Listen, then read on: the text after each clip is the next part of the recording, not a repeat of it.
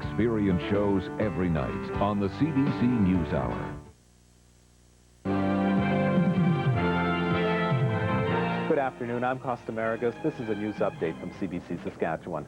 The bodies of a man and a child were pulled from the South Saskatchewan River in Saskatoon today. Police say the man was driving a van down a residential street when it spun out of control and went into the river. The man's body was in the river near the van. The child's body was found further downstream. People in Humboldt are nervous about a man they think will soon return to their community. He's a convicted pedophile. The opposition Liberals say there would be less worry if the government proclaimed new legislation.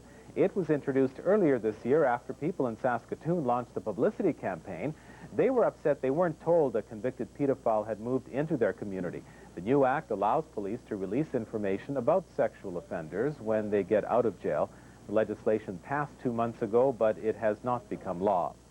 Well, the government's health care policy continues to needle the progressive conservatives. They say the government is ignoring a good way to provide better health care with less money. As an example, they say the Swift Current Health Board is shutting down a private care home. Now, the board says there's no money to pay the owner, but the owner says he can provide more beds with less money than the government spends. It's an option that allows for an increased number of beds to remain open at basically the same cost.